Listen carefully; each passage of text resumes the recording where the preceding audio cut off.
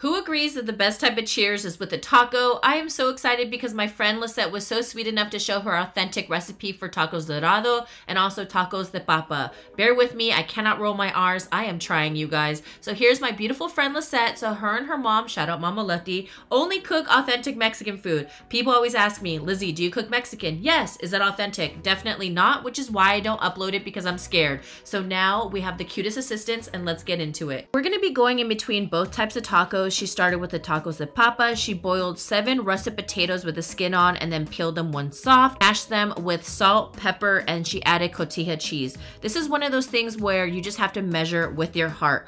Also on the amount of potatoes, it just depends how many you're going to make, but basically you can see what the end result, what it should look like.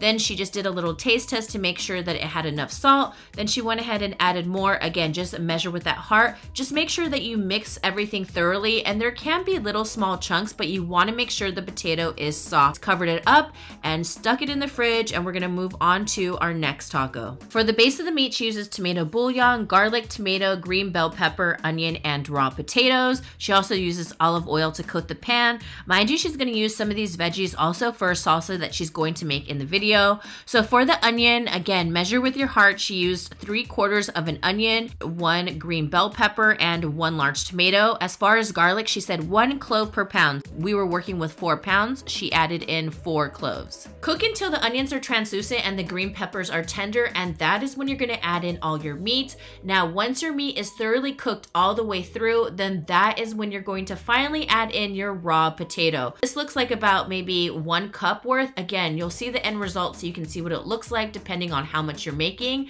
And then she added in 1/2 tablespoon of the tomato bouillon. Then you're just gonna mix that all up. Also, this probably took the longest, just letting the meat settle and cook, because you want to make sure all the potatoes cook all the way through. You do not want any raw potatoes. For her salsa, she boiled 5 Roma tomatoes, and she also brought some of the water she boiled the actual tomatoes in because you're going to use that for the salsa. And as you can see, there's 1 chile de árbol that she boils the tomatoes with. She said she likes to add that in for some flavor. Add a little bit of the water, but not too much because she doesn't want the salsa too watery. And then afterwards, she's gonna add in garlic clove. You can do 1 large clove or 2 small cloves, and 1/2 tablespoon of tomato bouillon, oregano, and white vinegar. And then she'll add in some onion and salt. For the salt, again, just measure with your heart, just taste it out.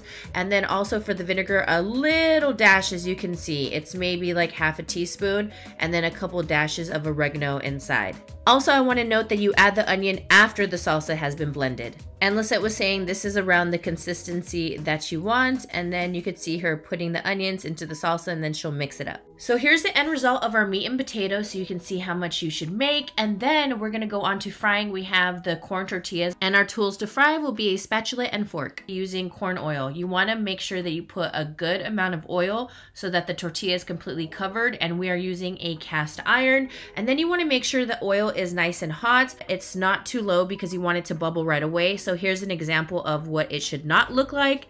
And then here is going to be an example of what it should look like. So she started off with 1 tortilla to show me how she fries it, places it down and flips it and pushes it all the way flat with the spatula. Then she's immediately going to fold it and use that fork to fold it up. And she's going to push it flat as well. And then afterwards, flip it 1 more time. So you're going back and forth so you make sure you get both sides, because again, the oil is nice and hot.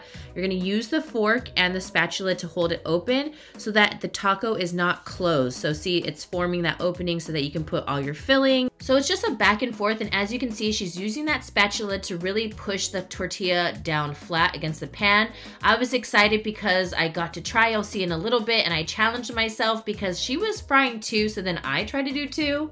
I ended up cracking some of them, but I was really trying to challenge myself, and now I'm excited because now I know how to properly fry taco shells. You want to make sure that you cook them all the way around. So as you can see, it has like that nice golden color, and then after you're just going to take it out, let the oil drip out, and then she had a pan on the side and it was lined with paper towels so that it could soak up any extra oil. After watching Lissett fry a couple, I was like, all right, it's my turn, and of course we're all silly dancing and I ended up doing a couple. This is my first one. It did not turn out good, but then after I improved, then we're back to tacos de papa. As you can see, this dish is much easier than the other one. You just put the potatoes in after we took them out the fridge. She's showing how much filling to put.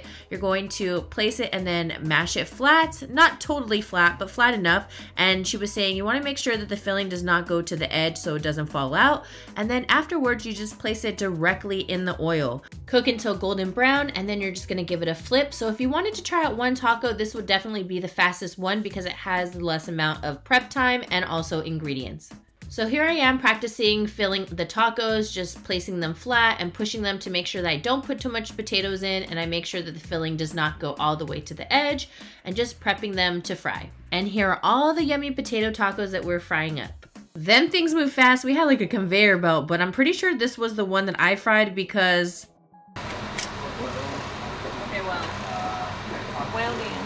after filling up all the tacos and, you know, cracking a couple thanks to me, she grabbed the cotija cheese and she just crumpled it up. She said this one's a more stinkier cheese, and then this is queso fresco. This is my favorite. She said this one's a little bit more bland in taste but more salty. So on the right is the cotija. That one is a little bit darker in color, and the queso fresco is on the left. And then of course her salsa that she prepared, and then shredded lettuce. So when she was preparing the tacos, these are the tacos de papa. So you keep them flat, you do not open them up. And then afterwards, she said she should have put the salsa first and then the cheese, but honestly, it all tastes amazing. We were kind of rushing because at this point, we're all starving and so hungry and excited to eat. And then the last step was the Mexican crema on top. Look at those potato tacos, so delicious. Next up, we're to prepare the tacos dorados. Now, these ones you do have opened up. So you place the shredded lettuce first. Crema, I was actually asking her why she has a certain order in placing the ingredients because honestly, it all tastes amazing at once.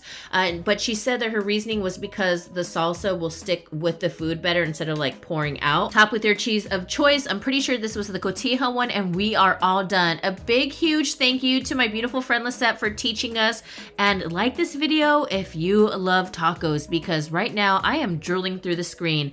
And of course, the best part is to cheers and have good food with your good friends and enjoy. Again, thank you guys so much for watching. I hope you were excited for this video. And again, a huge shout out to my beautiful friend Lissett. Thank you for teaching us.